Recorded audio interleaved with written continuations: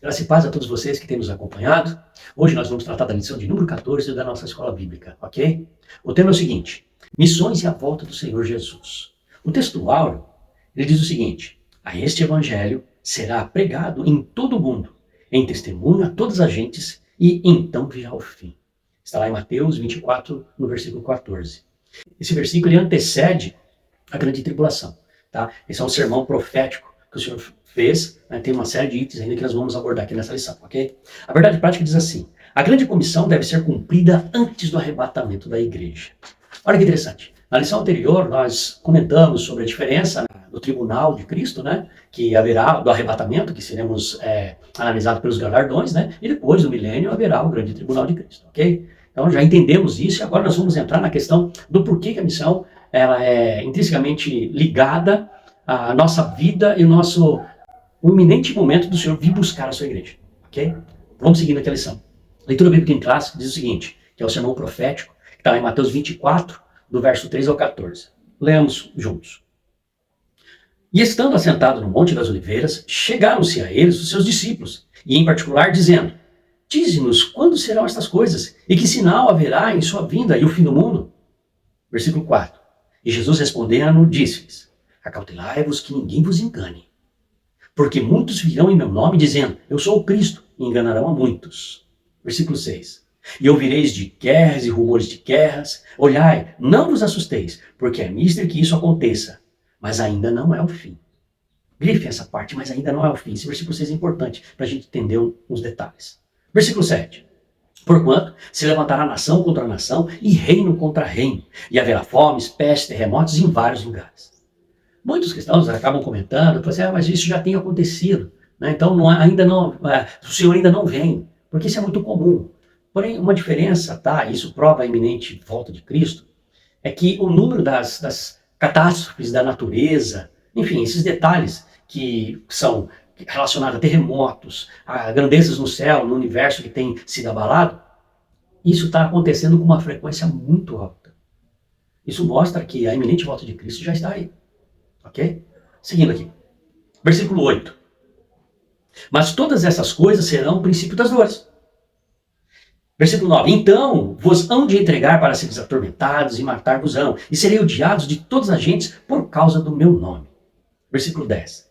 Este tempo muitos serão escandalizados e trair-se-ão uns aos outros, e uns aos outros se aborrecerão. 11. E surgirão muitos falsos profetas e enganarão a muitos. Por que essa situação pode acontecer no nosso meio, no meio da igreja, do corpo de Cristo?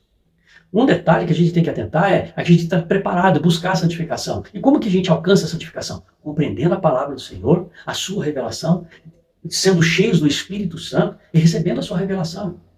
Agora, se a gente não se esforça, não busca com afinco, com desejo ardente no coração, a facilidade de muitos serem enganados, ela é simples. Porque você não pode se perder nas agruras dessa vida.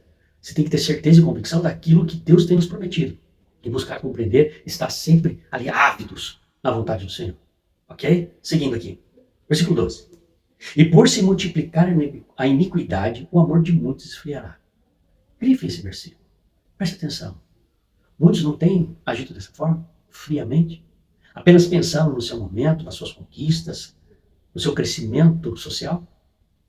Isso está tão natural. Hoje as pessoas não conseguem compreender que isso só afasta da vontade de Deus.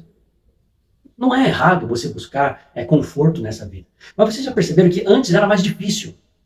Mas era muito mais difícil. Para você conseguir alcançar uma faculdade, era muito mais difícil. Para você ter conforto, ter um carro, era muito mais árduo. Você tinha que se dedicar com muito mais suor. E hoje isso está muito mais fácil.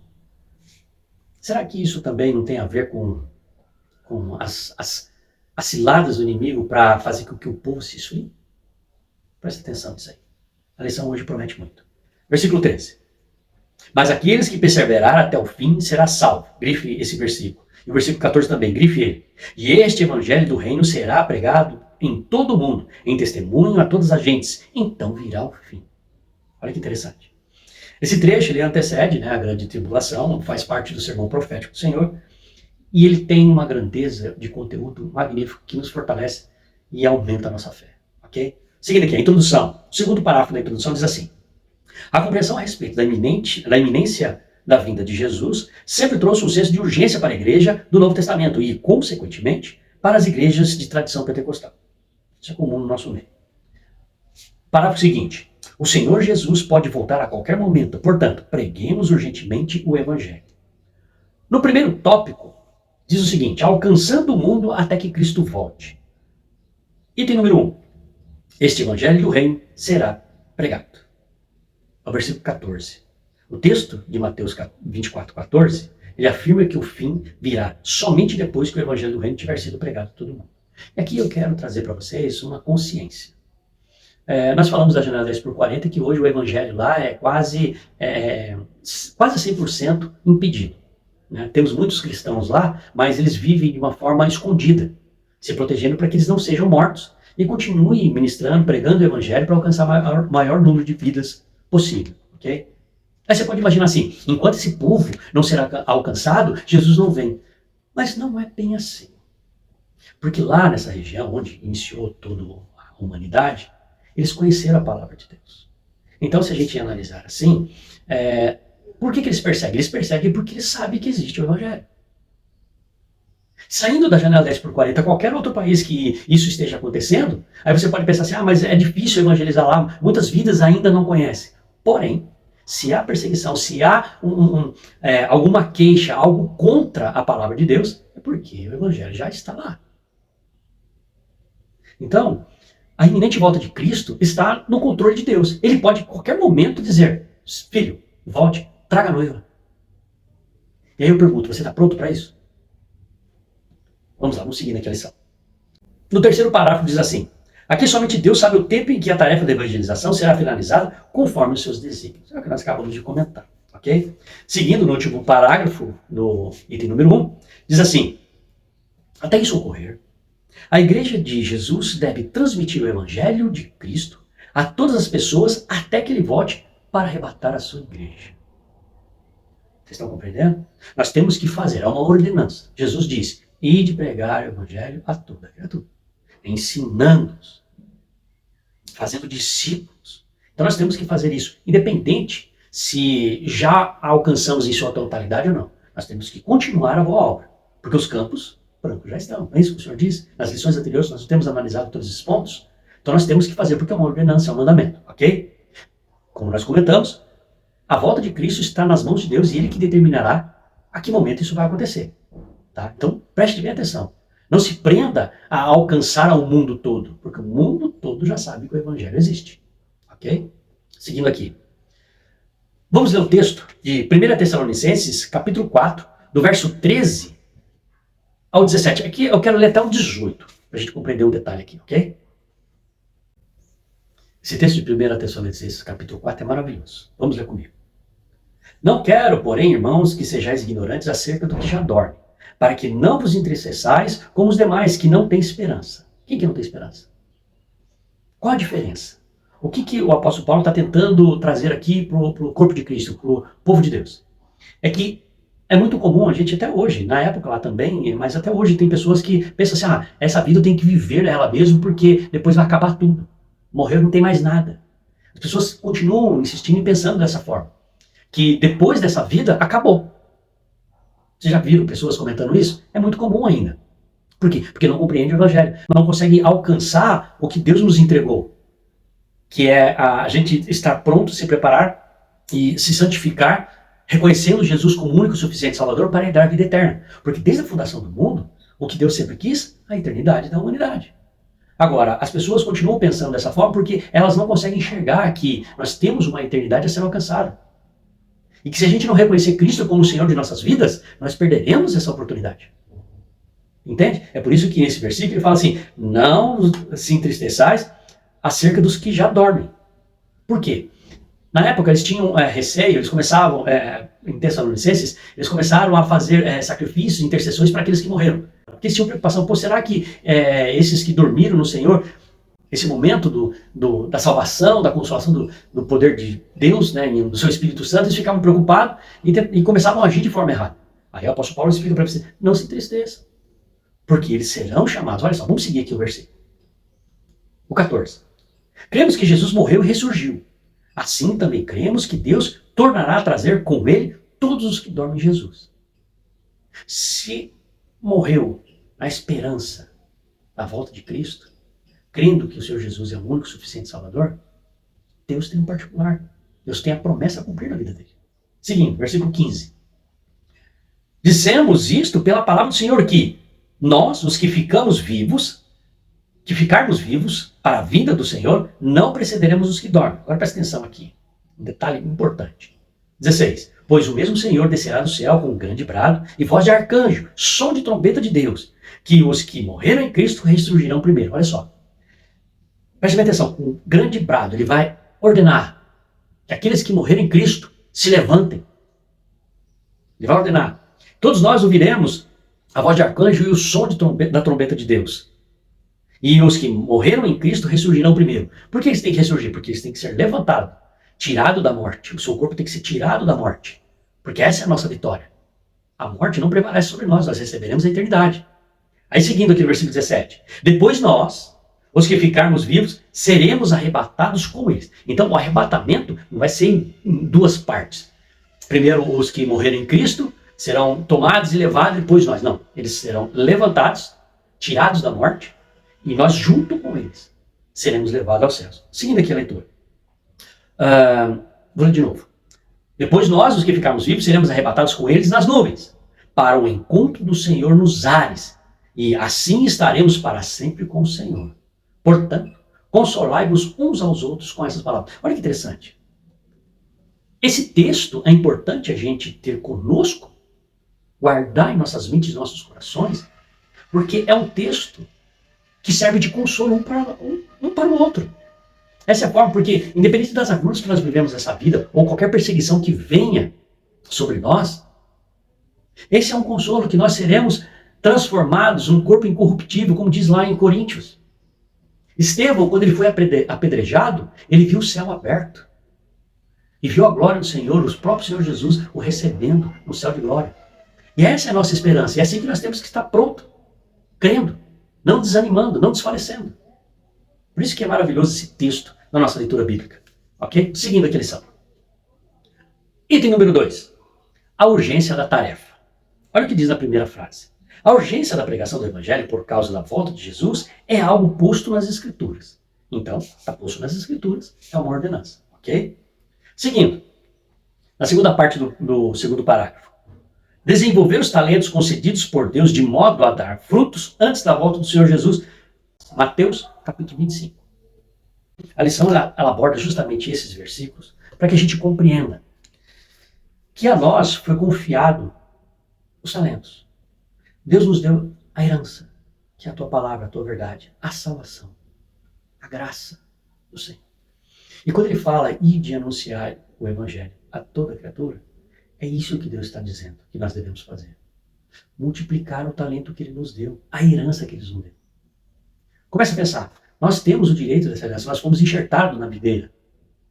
E essa maravilha, essa dádiva, tem que ser mostrada a outras pessoas para que elas também participem conosco. E se nós negligenciarmos os talentos, essa herança, nós corremos o risco seriamente de perder a salvação. Lembra que nós comentamos na aula anterior, que eu até comentei assim, poxa, independente, mesmo que eu tenha ouro, prata, joias preciosas, ou palha, ou madeira, eu quero estar lá, eu quero ser salvo. Porém, se a gente negligenciar os dons e os talentos que Deus tem nos dado, a gente corre o sério risco de perder essa oportunidade. Então, o processo de santificação não é somente algo que age somente em nosso ser, no nosso ego. Porque o fluir, lembra que eu já comentei com vocês sobre a mulher samaritana lá de João, capítulo 4, que Jesus ele fala assim, se você soubesse quem lhe pede água, tu lhe pedirias. Ele diz que dentro seria como uma fonte transbordante, a transbordar. O que ela faz?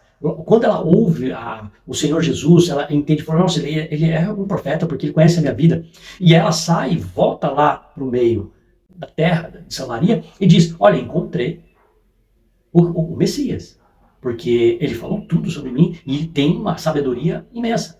E todo aquele povo veio. Nós temos que fazer isso. Porque se começou a jorrar em nós o Espírito Santo, a palavra, a verdade, o poder de Deus em nossas vidas, nós devemos transbordar a outras pessoas. Por isso que missão é intrinsecamente ligada a toda a palavra de Deus, desde o Antigo Testamento até o Novo Testamento. Ok? Seguindo aqui a lição. Nesse aspecto, o parágrafo seguinte, nesse aspecto, há uma colheita que precisa ser realizada antes do tempo certo da ceifa. Está lá em João, no capítulo 4, logo depois do comentário da mulher samaritana. Vamos lá, vamos ler comigo.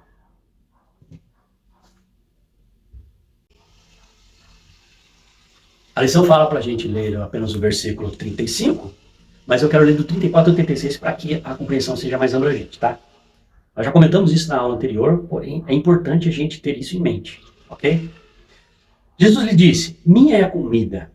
Aliás, voltando, recapitulando. Jesus lhe disse, a minha comida é fazer a vontade daquele que me enviou a realizar a sua obra. 35. Não dizeis, ainda há 4 meses para a colheita? Eu vos digo, erguei os vossos olhos e vede os campos, já estão brancos para a colheita. 36. O que colhe recebe desde já o seu salário, desde já ceifa o fruto da vida eterna, para a vida eterna. E assim se regozijam tanto o semeador como o que colhe. Olha que interessante. Versículo 34, já comentei com vocês que eles tinham ido comprar comida e ficaram pensando assim, será que o senhor já comeu e tal? Aí o próprio Senhor pega e fala assim, a minha comida é fazer a vontade daquele que me enviou. O que Jesus está querendo dizer aqui? Eu não abordei da outra vez, mas eu quero que vocês prestem bem atenção. A comida do Senhor, quando ele fala, minha comida é fazer a vontade daquele que me enviou. O que saciava Jesus era estar cumprindo a ordem de Deus, o Pai. Não foi o Pai que enviou o Filho para morrer por toda a humanidade? Isso é o que ele estava querendo dizer. Ele se saciava ao fazer a vontade de Deus. Com o que nós temos nos saciado? O que tem nos alimentado? Para a gente pensar. O próprio Jesus aqui mostra que o que o sustentava era justamente cumprir o pedido do Senhor. Que maravilha. Vamos seguir aqui. Erguei os vossos olhos, os campos estão brancos para a colheita. 36. O que colhe recebe desde já o seu salário. Desde já ceifa o fruto para a vida eterna. Esse ato, quando você faz a vontade do Senhor, você já está recebendo o salário, a recompensa da eternidade. Você quer coisa melhor do que isso? Ter uma vida totalmente transformada, um corpo incorruptível, sem essas agruras da vida, sem ter deficiência em questão de saúde, em questão de capacidade mental ou física, e viver eternamente? Esse é o salário melhor que qualquer ser humano pode receber. A graça de Deus. Seguindo, vamos para a nossa lição. Logo depois do apontamento de João 4,35, diz assim, ou seja, a vida de Cristo. Deixa eu recapitular aqui para ficar mais fácil. Nesse aspecto, há uma colheita que precisa ser realizada antes do tempo certo da ceifa, ou seja, da vida de Cristo. Aí nós temos lá Mateus capítulo 9, né, do 36 ao 38. Eu quero ler com os irmãos porque é maravilhoso esse texto, tá? Mateus capítulo 9, eu quero ler do verso 36 ao 38. Olha o que o texto diz. Vendo ele quem? Jesus vendo as multidões, tinha grande compaixão delas, porque andavam cansadas e abatidas, como ovelhas sem pastor. 37. Então disse aos seus discípulos, a colheita realmente é grande, mas os trabalhadores são poucos. Rogai, pois, ao Senhor da colheita que envie trabalhadores à sua colheita. Olha só, no texto de João, o Senhor diz assim, a minha comida é fazer a vontade daquele que me enviou, o que me sacia é cumprir a ordem de Deus. E aqui ele diz assim, vendo a multidão, tinha grande compaixão. Nós temos tido compaixão? Lembra que o próprio texto da nossa leitura bíblica em classe fala que o amor de muitos se esfriará, que está lá no versículo 12, que eu pedi para vocês grifarem. E por se multiplicar a iniquidade, o amor de muitos esfriará. É a falta de compaixão. O próprio Senhor Jesus está mostrando que nós temos que ter compaixão. Amar o próximo como a ti mesmo. Se você não quer passar por uma situação, ajude as pessoas que estão passando por essa situação. E o seu galardão será grande. Seguindo aqui a nossa lição. Vamos para o segundo tópico. A volta de Jesus atrelada à obra missionária. Item número 1 diz assim, a relação da volta de Jesus é missões. Pulando aqui alguns parágrafos, eu quero ir lá no segundo parágrafo. Nesse sentido, os cristãos devem trabalhar pela salvação das almas dos homens com todas as suas forças. Seguindo o parágrafo. Para esse serviço, temos a cooperação do Espírito Santo e a vontade de Deus de que não deseja que alguém pereça. Compreendo isso aqui. Esse é o serviço que nós temos, a cooperação do Espírito Santo. Vamos ler, para ficar mais fácil de compreender, vamos ler 2 Pedro, capítulo 3. 2 Pedro, capítulo 3. Nós vamos ver o verso 9 e o 10 também. Leamos. O Senhor não retarda a sua promessa, ainda que alguns a tenham por tardia. Ele é longânimo para convosco, não querendo que ninguém se perca, senão que todos venham arrepender-se. O dia do Senhor, porém, virá como um ladrão. Os céus passarão com grande estrondo, e os elementos ardendo se desfarão, e a terra e as obras que nela há serão descobertas. Olha a grandeza desse texto junto com 1 Tessalonicenses 4. Está intrinsecamente ligado um ao outro. Eu vou ler novamente para que os irmãos prestem bem atenção e entendam. O Senhor não retarda a sua promessa, ainda que alguns tenham por tardia. As pessoas que têm por tardia a promessa de Deus, é aquilo que eu falei, o amor de muitos esfriará. Por quê? Porque hoje nós temos um certo conforto nessa vida social. Tá certo que eu, por exemplo, tenho muita coisa que eu não consegui alcançar e eu gostaria, batalhei, por isso não cheguei aonde eu quero. Enfim, isso é natural. Todos nós temos que ter sonhos e projetos mesmo. Deus ama quem sonha, quem faz projetos, porque Ele quer ver que você tem amor pela vida, ok? Só que, preste bem atenção, a circunstância da facilidade que hoje a vida tem, olha, veja a tecnologia, facilita muito, olha como eu estou comunicando com vocês. Através de um vídeo que alcança várias pessoas, facilitou para que eu anuncie e explique a lição para vocês e anuncie a verdade de Deus dentro da palavra. Isso facilitou. Só que alguns confortos acabam nos fazendo pensar que o Senhor não vai vir agora. E a gente tem que tomar muito cuidado com isso. Porque quando a gente pensa dessa forma, a gente não se preocupa com outras pessoas que ainda não conheceram a Cristo. Agora, se a gente começa a ter em mente, peraí, Jesus logo vem, olha como estão as coisas, olha o que tudo tem acontecido. Nunca houve tantas coisas acontecendo, tantas guerras, tantos desastres da natureza, como tem acontecido atualmente. Se você fizer a conta de todos os tempos, de todas as épocas, de todos os séculos, nós estamos vivendo um tempo assustador. Então, a iminência da volta de Cristo tá clara, tá nítida. E aí você prefere o conforto, ou estar acomodado? Tem pessoas que precisam ouvir a verdade. Através do Espírito Santo de Deus, através do Espírito Santo de Deus, você pode falar. Mesmo que você pense, poxa, mas essa pessoa não está dando crédito, continue falando. Porque quem vai operar é o Espírito Santo de Deus. Porque Ele não quer que ninguém se perca. É o que o texto está dizendo. Ok? Vamos mais à frente aqui na nossa lição. Seguindo. Por isso, cada cristão deve estar disposto para atender ao chamado da evangelização, pois o fruto do justo é a árvore da vida, e o que ganha almas é sábio. Isso está lá, vamos abrir lá, Provérbios, no capítulo 11, o verso 30 e 31. Vamos lá comigo. Olha o que diz o texto. O fruto do justo é a árvore de vida, e o que ganha almas é sábio. 31. Se o justo é punido na terra, quanto mais o ímpio pecador. Interessante, porque por que eu quis ler o 31 junto com o apontamento da nossa lição? Porque, perceba, o fruto do justo é a árvore da vida, certo? É a vida eterna, ok? O nosso salário a recompensa é a vida eterna, ok? Aí aqui no texto de Provérbios, ele diz assim, o fruto do justo é a árvore de vida. Então, a vida em Cristo, vida eterna. Mas o 31 diz assim, se o justo é punido na terra, quanto mais o ímpio pecador. Por que ele diz isso? Nós que reconhecemos o Senhor Jesus Cristo como nosso único e suficiente Salvador, muitas vezes somos atingidos, atacados ou criticam a nossa vida, o nosso modo de viver, o nosso modo de pensar dentro da palavra de Deus, né? Porque o nosso modo de viver e pensar é dentro da palavra de Deus, que o Senhor Jesus nos ensina, né? A gente sofre aqui nessa terra. Seguindo a nossa lição. Item número 2. O chamado para a igreja. Olha o que está escrito aqui. O tempo está próximo. Apocalipse 1:3. Vamos lá, vamos ler isso aqui.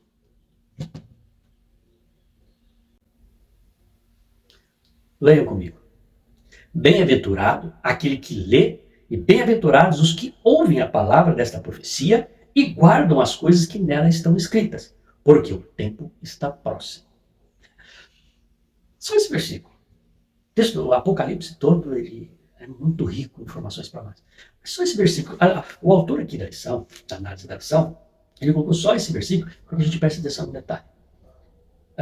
Como diz aqui a Escritura, bem-aventurados os que lê e os que ouvem a palavra desta profecia.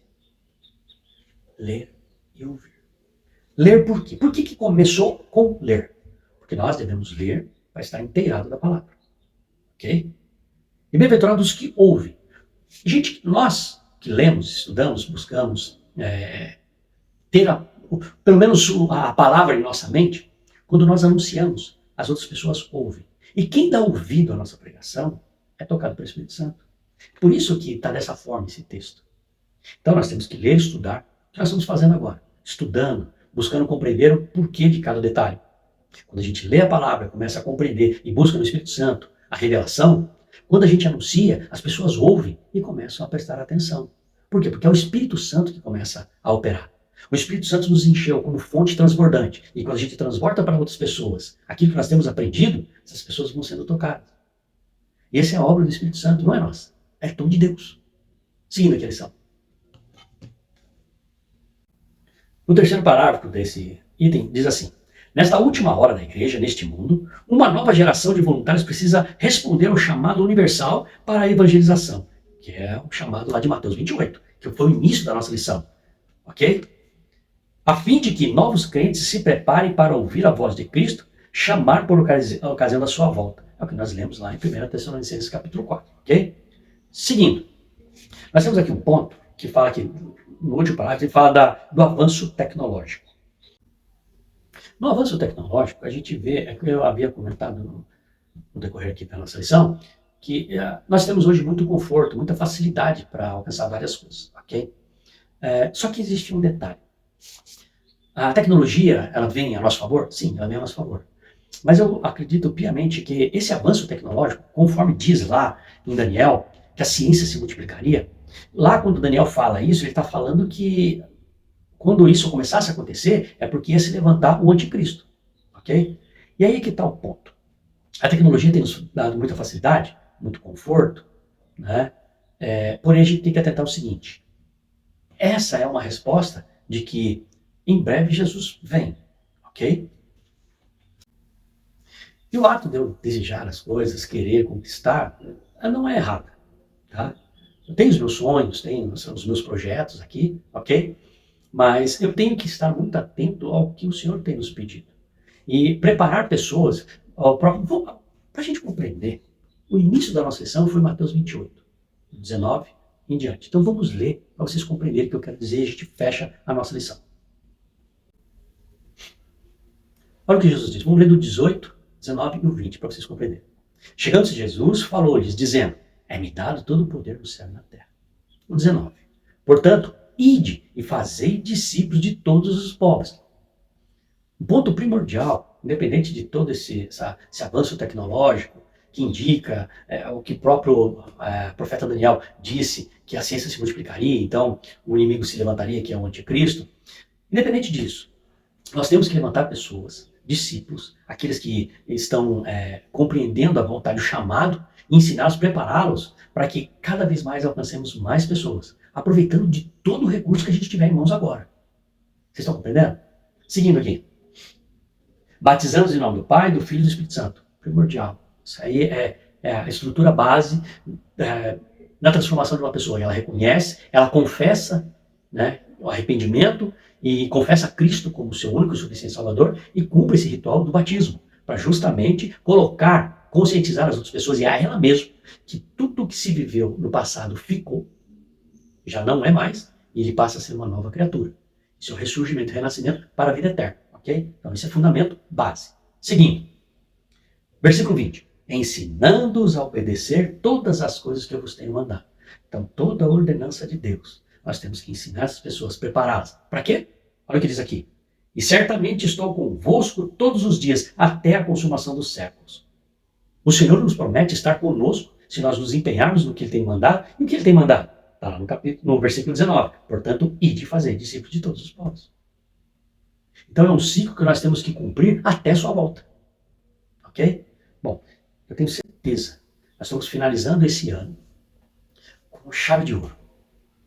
Porque através de nossas vidas, da minha e da sua vida, nosso Senhor será honrado e glorificado. Eu creio nisso. Agora você também tem que se dispor a isso, ok? Eu agradeço a vocês terem nos acompanhado com compreensão do que Deus tem para nós. Que esse próximo ano que se inicia seja de grandeza, de um grande impacto, de um grande mover espiritual, um avivamento verdadeiro na minha e na sua vida. Amém? Deus abençoe. Obrigado.